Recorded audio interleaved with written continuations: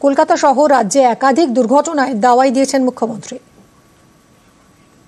একজন ভিআইপি যাবে বলে অন্য গাড়িগুলো বন্ধ করে দিয়ে মানুষের 1 ঘন্টা 2 ঘন্টা লেট করে দেওয়া, তাদেরও অনেক কাজ থাকে।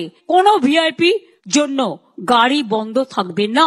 যেটা ক্রসিং গুলো আছে, ধরুন একটা গাড়ি যাচ্ছে ইম্পর্টেন্ট, 2টো ক্রসিং, ওই ক্রসিং দিয়ে ঢুকে যাতে অ্যাক্সিডেন্ট করে দিতে না পারে। আজকালকার দিনে অ্যাক্সিডেন্টটাও বেড়ে গেছে, সেই জন্য সঠিক পদক্ষেপ নেওয়ার প্রয়োজন আছে। সেফ ড্রাইভ সেভ লাইফটা ভালো করে করতে হবে এবং ওই গলির কর্নার গুলোতে ওয়াচ টাওয়ার লাগাও। দরকার হলে এমপিদের বলো, এমএলএদের বলো, এমপি ল্যাডের টাকা দেবে, এমএলএ ল্যাডের টাকা দেবে, তাদেরও তো একটা সামাজিক কন্ট্রিবিউশনের ব্যাপার আছে। 26শে বিধানসভা ভোট, এখন থেকে কোমর বেঁধে ময়দানে নামতে চলেছে তৃণমূল। প্রচারে অস্ত্র কি হবে, কোন কোন ইস্যুতে শান, সুর বেঁধে দেবেন তৃণমূল নেত্রী। বৃহস্পতিবার নেতাজি ইন্ডোরে তৃণমূলের রাজ্য সম্মেলন। বছর ঘুরলেই পশ্চিমবঙ্গে বিধানসভা ভোট, এখন থেকে ময়দানে ঝাঁপাতে চলেছে তৃণমূল। বৃহস্পতিবার নেতাজি ইন্ডোরে তৃণমূলের রাজ্য সম্মেলন। এই মঞ্চ থেকেই প্রচারের সুর বেঁধে দেবেন তৃণমূল নেত্রী।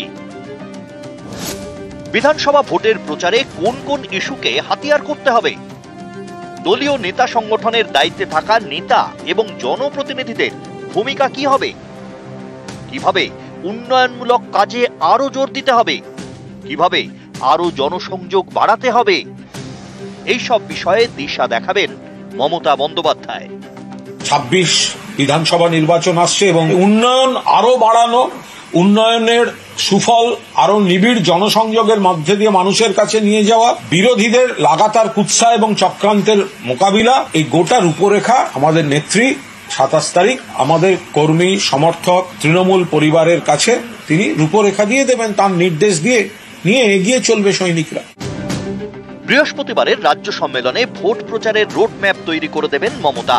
তৃণমূলের একাংশের মতে এই মঞ্চ থেকেই মমতা একাধিক নির্দেশ দিতে পারেন, যেমন সকলে যাতে রাজ্য সরকারের সামাজিক প্রকল্পের সুবিধা পান সে বিষয়ে নিশ্চিত করতে হবে। সামাজিক প্রকল্পের সুবিধা পেতে কেউ বাধা দিলে বা টাকা চাইলে কড়া ব্যবস্থা নিতে হবে। জনসংযোগে তৃণমূলের নেতাকর্মীদের আরো জোর দিতে হবে। তৃণমূল নেতাকর্মীদের সবার সঙ্গে ভালো ব্যবহার করতে হবে।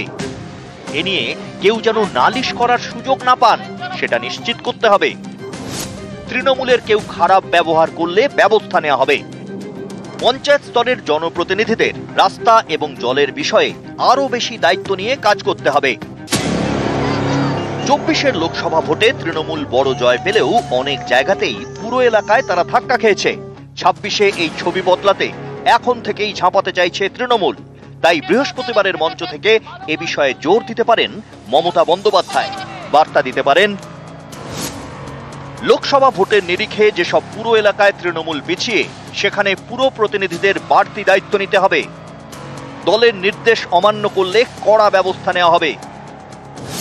জনসংযোগ আরো বাড়াতে নতুন নতুন কর্মসূচির দাওয়াই দিতে পারেন মমতা বন্দ্যোপাধ্যায়। 2026-এর বিধানসভা নির্বাচনের জন্য ইতিমধ্যে বেশ কয়েকটি ইস্যু তৈরি করেছে তৃণমূল কংগ্রেস, যেগুলিকে সঙ্গে নিয়ে তারা বিভিন্ন জায়গাতে প্রচারেও যাবে।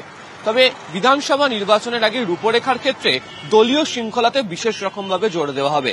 সেক্ষেত্রে সাংগঠনিক ভিত্তির উপর দাঁড়িয়ে তৃণমূল কংগ্রেস কবে থেকে নতুন রাজনৈতিক কর্মসূচি নিয়ে ঠিক বিধানসভার কথা মাথায় রেখেই ময়দানে নামেন সেদিকেই তাকিয়ে রয়েছে রাজনৈতিক মহল। ক্যামেরা কুণাল চৌধুরীর সাথে আবির ঘোষাল, নিউজ 18 বাংলা, কলকাতা।